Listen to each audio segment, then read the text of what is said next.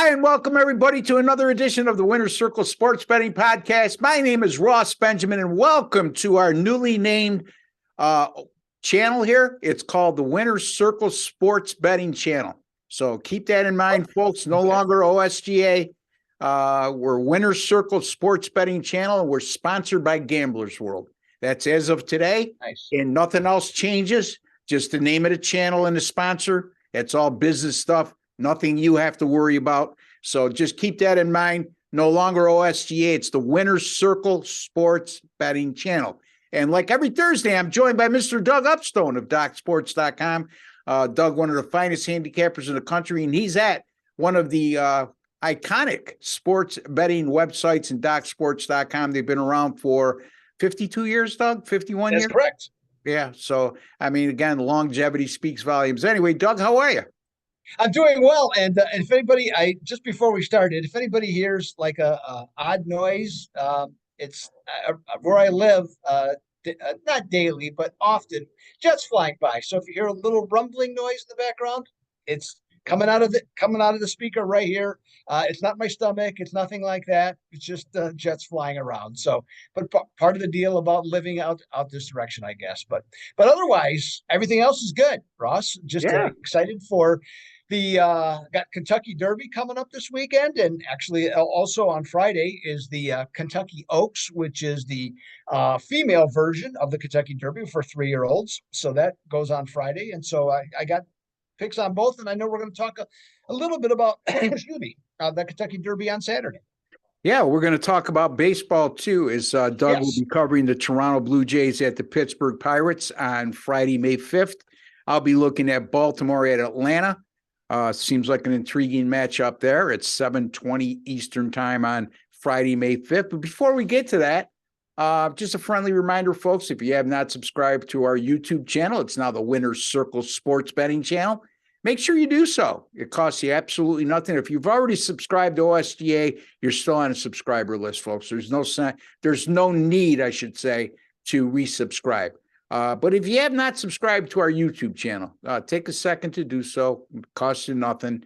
No strings attached, no subscription plans, just privy to some world-class handicapping picks, and not only the picks, but some valuable sports betting talk that you could use in terms of an educational standpoint. And like our goal has been from the get-go, we want to make you a smarter sports bettor today than you were yesterday, and pick some free winners as well.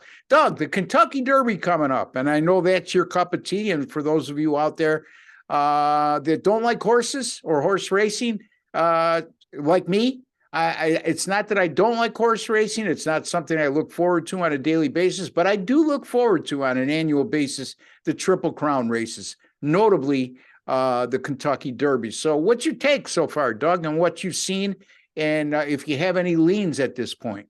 Absolutely. And, the one thing I will say is that Forte is the 3-1 morning line favorite, okay, from that standpoint. But in terms of the betting world, I would say that most horse players consider this race to be wide open. Okay, there's a variety of people, variety of horses that people like, including myself. Again, nothing against Forte, and there's plenty of reasons to like that horse, but at the same time, there's always one thing that always happens in horse racing is bettors are always looking for something to get better than the favorite. Okay, so find some underdogs that can win, or some horses with longer odds, okay, to come in. And so that just kind of goes with the program. And typically, like a 3-1 favorite is not that, it's not that strong a favorite, especially like in a big race. So I understand the logic behind it being more wide open than normal, if you will. Okay, from that standpoint. Now, we did lose a contender though this morning. Practical Move, who was running in the 10th spot, it pulled out of the race. Ended up having a temperature this morning after a brief workout, and so they scratched the horse. So another horse. They usually have 3 horses that are known that take its place. Like last year's Derby champion was fill-in, if you will, and so we have. So that's occurred, and Practical Move was among the favorites, and was one of the things that most horse players look at, the Santa Anita Derby winner is usually one of the preferred choices, and Practical Move won the Santa Anita Derby. So that one's out. Okay, so it changes some of the dynamics as to what's going to go on and how the race could be run in part. I would say. Yeah. How many? What's the size of the field this year, Doug? 20. It's 20. They've been going with 20 for a number of years. I forget exactly how many years. And the thing that changed is that it used to be basically there were some qualifications, but now it's 100% qualifications. You have to earn a number of points in order to get in. So all these different prep races, I mentioned the Santa Anita Derby, Florida Derby, Jeff Ruby Stakes, Arkansas Derby, on and on and on it goes. And they all have various point totals, and you accumulate points, and the top 20 get in. Yeah. So you can't buy your way into the Kentucky Derby anymore as an owner. No. Correct. Yeah. Right. And so, because they were having a problem there for a while because there was 23, 24 horses, going, and, it just, I mean, the Kentucky Derby, just the best horse doesn't necessarily win a lot of times anyways. Okay. Well, last year proving that, with a champion, but it's just, you got to get the right trip. And with so many horses, you don't always get the right trip. So yeah, that was an amazing story last year. The Kentucky Derby winner, his name escapes me right now. For whatever reason, me too at the moment. Yeah, so, I mean, he was a fill-in 24 hours before the race. He right. was in New York 24 hours before the race. They got him to Churchill Downs in Louisville the day of the race, and he goes out and he wins it. Right. So much for all this preparation that a lot of these trainers and owners do for the horses. But in any event, that was a nice story. Unlikely to happen again, Yeah, I mean, anything's possible, but and of course, for me, the most interesting aspect of that happening, and I couldn't be upset because it's such a long shot, but I had the trifecta, and the horses that I had in this race, that race finished second, third, and fourth. To that horse, yeah. So, but that's horse racing. I mean, that's part of the deal. So you're not a big fill-in fan. I let that one go. As opposed to some of the extra innings and overtime. Right. I let that one go. Fair enough. All right, so here's a couple of quick notes. Okay, these are some of the horses that I like to win. First of all, is Forte, which I mentioned. Some people don't like him because his speed rating was not as good as in his last race, which was the Florida Derby. It wasn't a great outing in terms of speed, but you know what? He showed a lot of heart and still won that race. And the Florida Derby is definitely one of the races that is a good precursor to tell you how a horse might do. So I would say that horse is looked upon as a win candidate or an exacta to finish first or second. Tappet Trice, Tampa Bay Derby and Bluegrass Stakes, okay, winner. Right there, this horse really is good down the stretch. He has, he can really go down in the backstretch. And this is a horse that will pass a lot of horses that are tired, okay, when we go head towards the finish line. And so can he get to first? Maybe, maybe not, but I think he's definitely going to be there. Another horse I really like too is Angel of Empire. Seems to be hitting its stride. Won the Arkansas Derby, has won graded races. So graded races, Ross, are the top races, okay, if you will. And he won 3 races on 3 different tracks. So there's a lot of versatility there to like about this horse. And like I said, I had Practical Move in there, also among the favorites, but that one's out. So 2 fills.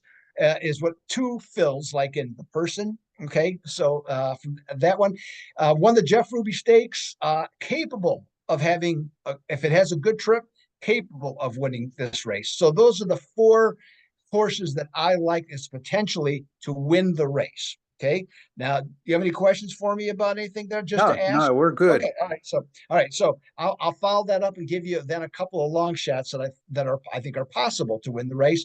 Number 1 is Skinner. Exited really strong out of its last race, which was Santa Anita, which finished 3rd, has been working extremely well, okay, in workouts and different stuff. So there's a lot of different horse players that I know are really high in this horse as a long shot. The other one I like is Rocket Can, and his Probably not at the same level as some of these other horses, okay, that we're talking about here, but added blinkers recently, and the workouts have just skyrocketed. So the horse will be wearing blinkers coming into this one, and so I think it's got a shot. And both, let's see, Skinner was 20-1 last I saw, and Rocket Can is 30-1. All right, there you go. So that's, I would consider that a long shot. And as we well know, those are right now the odds. But in horse racing, those odds could change dramatically from on Saturday morning. Yeah. There's going to be a lot of changes, no question about it. Like Skinner, for example, I would expect that those to go down quite a bit. I think there's a lot of horse players like that horse. Two Phils, interesting. The only better name than that in horse racing is Two Dougs. Anyway, well, actually, I went to dinner with somebody named Doug last night, as a matter of fact. So it wasn't myself. Name a horse after him. You guys should go half. Anyway, there you have it. Some valuable insight on the Kentucky Derby from Doug Upstone. Doug, they don't sell horse racing anymore at Doc Sports. No, they still do. Oh, yes, definitely do. Yeah, definitely do. Yeah, golf they stopped. I'm sorry. Yeah. Right. Yeah. Horse racing is still there. In fact, I will have a variety of picks for Saturday, and then also some different races. And by the way, I've hit 4 of the last 6 of the Triple Crown races. And then also I'm going to have the quote unquote female version of the Kentucky Derby. It's called the Kentucky Oaks. That runs on Friday. That's the 11th race. 5:51 sounds about right, as I recall. Eastern time is when that race was. And I literally, just before we started this video, Ross, I just completed what I'm taking for that race. So that'll be available on Friday at Doc's. Horse racing picks for Kentucky Derby and other races Saturday at Doc's. There you go. So one of the best horse handicappers around as well. I remember during the pandemic, Doug did a lot of horse racing videos because there was nothing going on at the time. There's nothing else to do. So, and I used to watch him, not because I was bored, but because, I'll go to the track a couple times a year, just one night out, spend a little money, eat, drink, try to win a little money. And I'm a guy and relaxing. I could read the form okay. I mean, some of the intricate stuff that you talk about in your videos, I would have to have you explain it to me. But I picked up a lot of stuff from listening to Doug talk about horse racing that I know the next time, whenever that is, that I go to the horse racing track, I'm going to use. Anyway, and then don't expect a tip in return, Doug, because from you, Ross, that would never cross my mind. I don't know. I don't know how to take that, but we'll leave it. No, you set yourself up. I'm a big believer in life. Always go for the joke. Yeah. So Two Phils is one of the horses he likes, and a bunch of fillies on Friday. So we got a lot of Phils going on. Anyway, all right, let's talk our baseball, Doug. Anything? The NBA playoffs. We saw Boston bounce back strongly last night, much to my liking, is they blew out the Miami Heat last night without Jimmy Butler, but Philadelphia, excuse me, without and Joel Embiid was in the lineup, excuse me for that. Miami did lose without Jimmy Butler, but you know what? I think Miami deserves a lot of credit, Doug. Without Jimmy Butler, without Victor Oladipo, without Tyler Herro, they gave them everything they could handle in that game too. And you saw Jimmy Butler at the end of the game. He was like waving his finger, knowing I'm going to be healthy and you guys are going to be in trouble kind of look. So what's your take on what you saw in the NBA playoffs the last couple of days? Yeah, I mean, if I'm the Knicks, boy, oh boy, I'm pretty fearful that I could go back home down 3-1. Yeah. They didn't. I mean, Julius Randle even came back. Okay, not that I think that Julius Randle is the best player. He's probably the best player in that team, but he's not. I don't think he's a difference maker when he's playing well. Okay, he's not a guy that I can't say I really think he's a dependable player day in and day out. However, I just didn't like anything that I saw. I'm just amazed how well Miami is shooting the 3 ball and how it just goes from guy to guy to guy during the course of the game. It's just it's, as I mentioned, I'm not necessarily a fan of this type of a team, but I, like yourself, I got to give them their due. And these guys are all stepping up at the same time. And when they're called upon to play and to play well, they are. Yeah, And I mean, they could have easily beaten the Knicks the other night, from that standpoint. So, I mean, and the Knicks wouldn't have even covered the original spread, which was 6.5. yeah. When with Butler's supposed to be playing. So, yeah, I'd be, if I'm a Knicks fan, I would be nervous. Okay, going into this game, from that standpoint for sure. And then the tonight's game on Thursday nights. That's an interesting with game two, Warriors and Lakers. Lots of different thoughts on that one. There was a lot of talk about, well, the Warriors made 21 threes. They had 15 more threes than the Lakers, which is worth 45 points, and they still couldn't beat them. So I'm not going to disagree with that. But one of the things that I noticed in the outcome of that, or the final score of that game, is Golden State shot 6 free throws and they made 5. They shot 6. They were outscored by 20 points at the free throw line. And they were at home. I cannot imagine that Steve Kerr is going to let that go on a number of levels from that standpoint. And so, I do have a play on the game, but I will say it is not a full game bet. Okay, so just to have that out there, but from that standpoint, I cannot believe that Golden State won't be more aggressive in going to the basket, even if they're going to have block shots.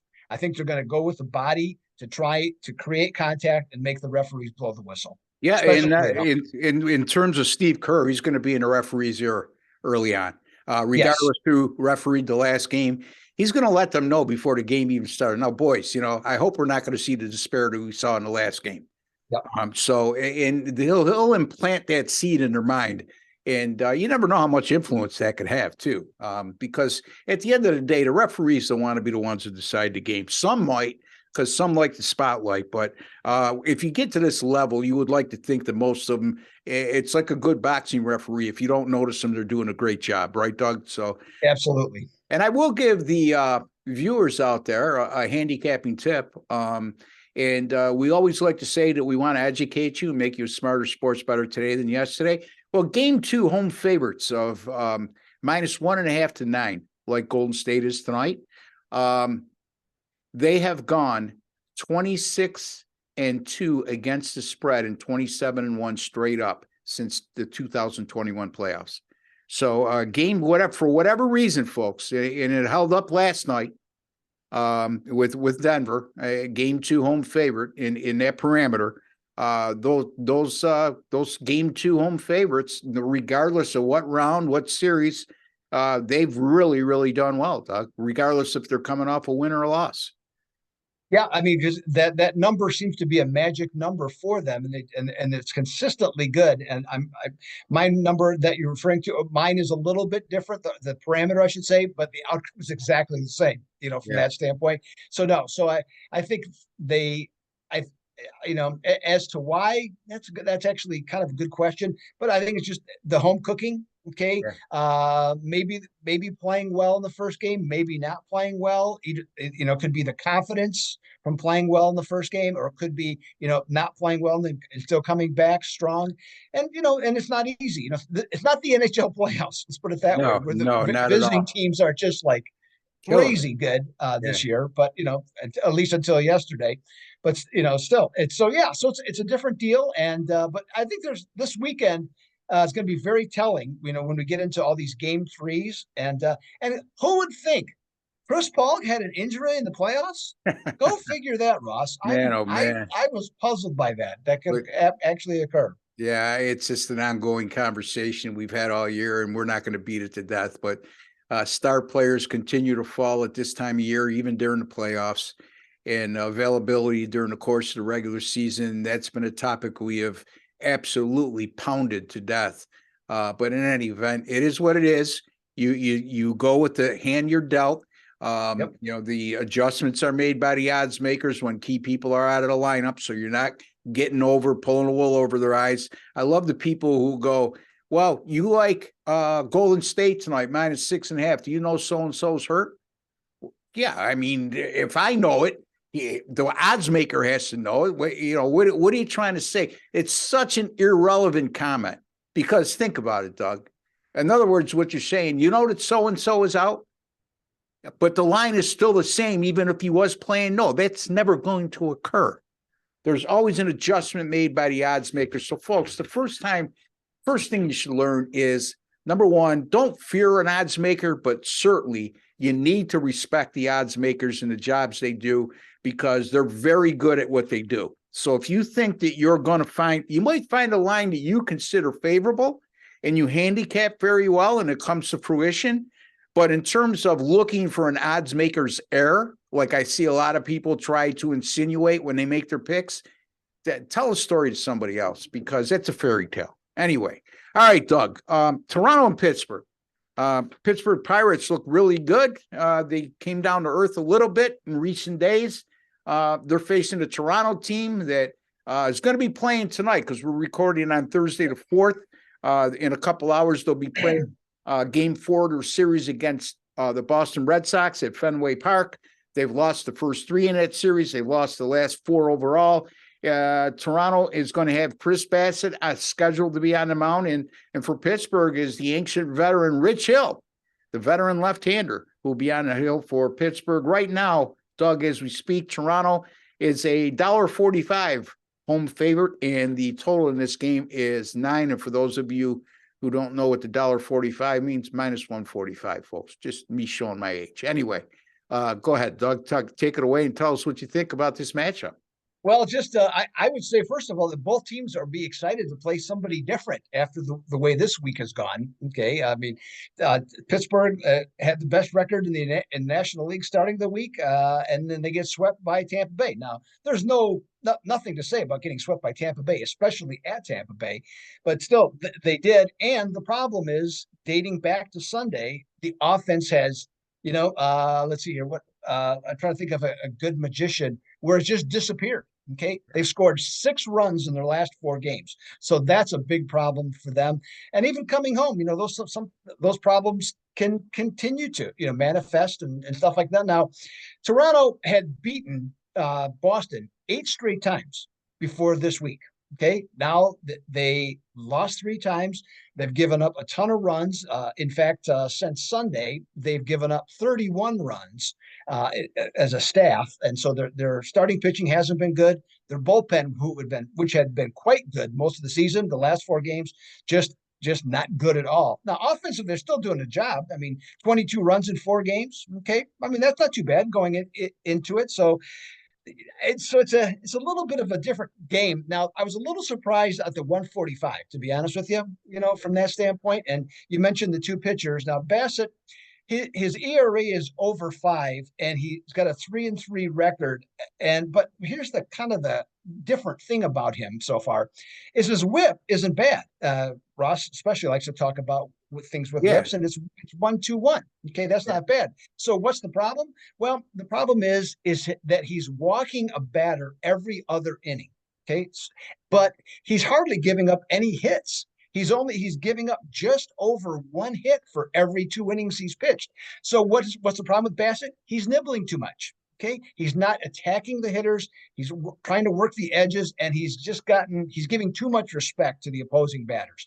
So if he comes in this game and he attacks them, referring to the Pittsburgh offense, I think he'll be much better off in that situation. Now, Rich Hill, Ross, both of you and I have a couple got some worn tread, okay, after all these years, okay, and stuff like that. And so does Rich Hill.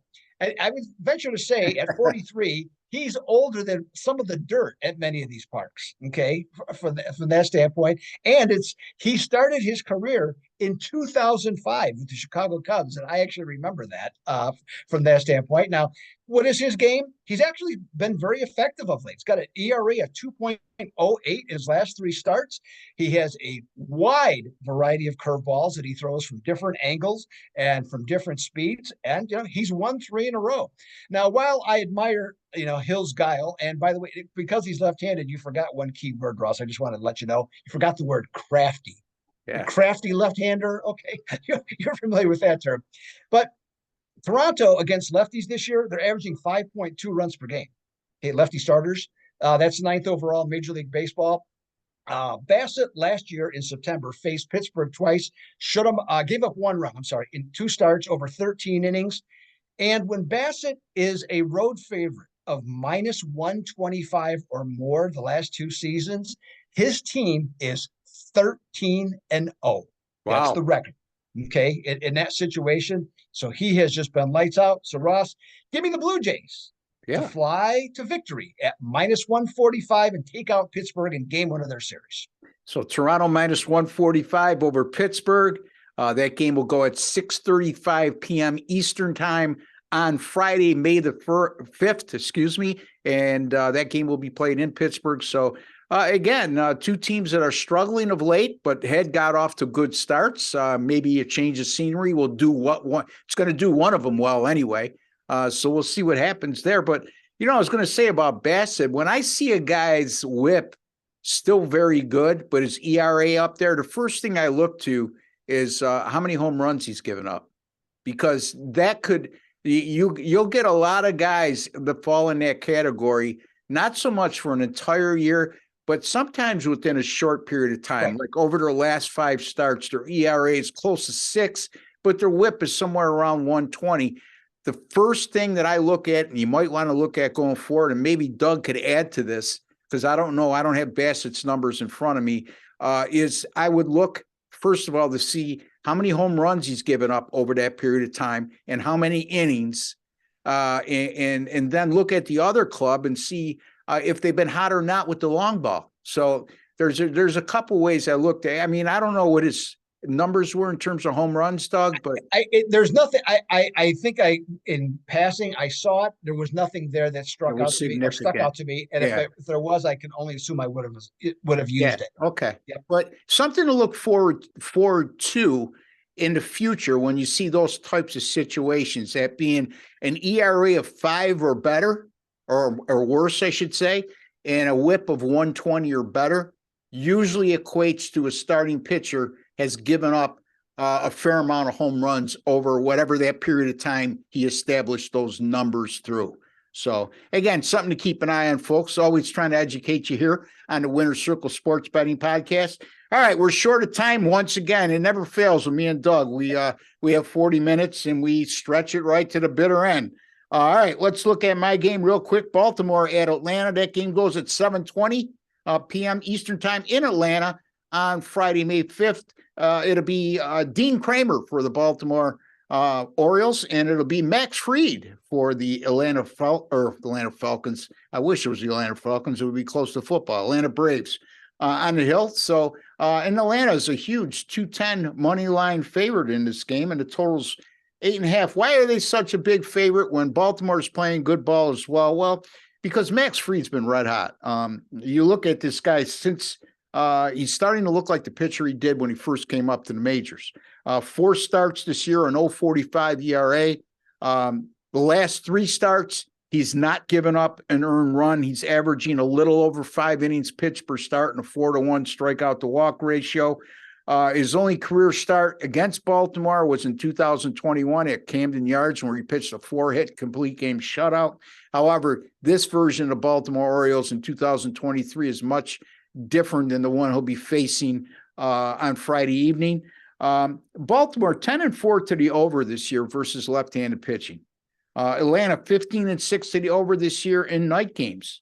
Atlanta's bullpen at home, it's not been very good. As a matter of fact, this is what took me away from, I was contemplating taking Atlanta on the run line, even though I don't like to fade a team as good with as good a record as Baltimore is on the run line. But I thought, by the pure numbers, Doug, it looks like a starting pitching matchup because, look, Dean Kramer, I want to say his ERA is over, here it is right here. 6 starts this year, 5 of them have gone over the total with a 6.67 ERA and a 1.58 whip. So he's been a major contributor to those high-scoring affairs. But the Atlanta bullpen, that's where I was going. Atlanta is extremely good on the road this year, but they're only 7-7 at home. When you look at their splits, enormously different road and home. And usually it's the home side that is the more favorable record than the away side, but that's not the case here. And the Atlanta bullpen at home has been a major reason why they can't get over the hump at home, is their ERA is over 5 at home. Atlanta and Baltimore both scoring a ton of runs lately. Both teams red hot. Baltimore 16-5 in their last 21. Atlanta 7-2 in their last 9, and they've scored 6 runs or more in 6 of those 9 games. I'm going to go over the total here, and I know that sounds a little bit contradictory because I just mentioned the numbers that Max Fried has put up so far. But, here's the thing. Max Fried, they're being real careful with him. They're watching his pitch count. I mean, he's more or less been around the 5-inning barrier in his 4 starts. And they're going to have to depend on their bullpen at some point. Baltimore has hit left-handed pitching very well. Max Fried is not your normal lefty, but still, they've hit the ball. So, I think Baltimore could put up 4 runs at least themselves. With some of that damage being done against the Atlanta bullpen. And I do think Atlanta will be able to put up a sizable number against Dean Kramer with his high ERA, and he hasn't shown to be a shutdown pitcher throughout his career. Although I saw an interesting stat here. The Baltimore's gone 14-1 since last year whenever there's a total of 8 or 8.5. And Kramer has gone 13-1 since last year when the total's been 8 or 8.5. So when it's at 8, 8.5, Baltimore's done one and Dean Kramer's done well, but I'm not willing to back the Orioles here against Max Fried. I'm just going to go over the total, Doug. Over the total, Baltimore, Atlanta, over 8.5. Yeah, I agree with you on that call, especially at that number. And the thing with Kramer, he hasn't been the same pitcher since last year when he got hurt. I mean, he was pitching great to start the year last year, got hurt, and that's been it kind of since. And so to your point, his record is based on when he was pitching well for the most part, and since then, any of the games or seldom has he pitched when there's at least not a 9. Okay, in the total from that standpoint. So that's been a big difference. So I like your call on the over there for sure on that one, Ross. All right, so it's Atlanta and Toronto over the total 8.5. My buddy Doug agrees with me. That's always a good thing. And then Doug likes the Toronto Blue Jays minus 145 over Pittsburgh. Baltimore, Atlanta over 8.5. Toronto Blue Jays minus 145 over Pittsburgh for our free picks on Saturday or Friday, May the 5th. Anyway, Doug, real quickly, where they can find you, how you've been doing, what you may have coming up. Absolutely. So we already talked about the horse racing. So you know what the story is on that. You get my selections on for Friday and for Saturday for the action on, for lots of horse races. So I'll have a variety of those. NBA, 9-2, 39-23 runs. Okay. Currently going right now. Wow. As I said, I got to play tonight, Thursday night. I'll obviously be looking at what's going to be happening this weekend from different games. Like I mentioned, ran into some tough luck with the NHL, but I think it's going to get turned around. I went a whole day without an overtime game, so I'm really happy about that from that standpoint. And Major League Baseball had a tough day yesterday, but still hitting 62%. Most recently, I think that's 2.5 weeks on plays, and just was one of those days yesterday. So just you move on from it, and just here we go, get right back on the saddle and make something happen in baseball this upcoming weekend, Ross. There you go. Doug Upstone, DocSports.com. That's where you'll find all the winners. That's where you'll find Doug Upstone, 10 other great handicappers there as well. But one of my favorites, and especially my favorite at Doc Sports, is my buddy Doug. So I'm his biggest promoter. Anyway, you could find me at rbwins.com. It's rbwins.com. Folks, I don't know what you're waiting for. NBA playoffs won again last night. Now 19-8, excuse me, with my NBA sides, whether it's those encountered, all but one were a point spread pick, and one was a money line pick at minus 130. So 19-8 with those selections since the NBA postseason began. That's over 70%, folks. So again, rbwins.com is where you can find me there. All my picks, 12-8 since last Saturday, 60%. rbwins.com. If you don't win, you don't make a profit, I will guarantee your package, and I will credit your account the exact amount of your purchase price. You can use that credit any which way you like, whenever you want, at any time you wish. Until the next time, for Doug Upstone and Ross Benjamin, we'd like to wish each and every one of you all the very best. Have a great weekend, folks. I will be back tomorrow morning, though, with Sean Higgs and Jesse Shule will be discussing tomorrow's NBA playoff games. Until then, take care and God bless.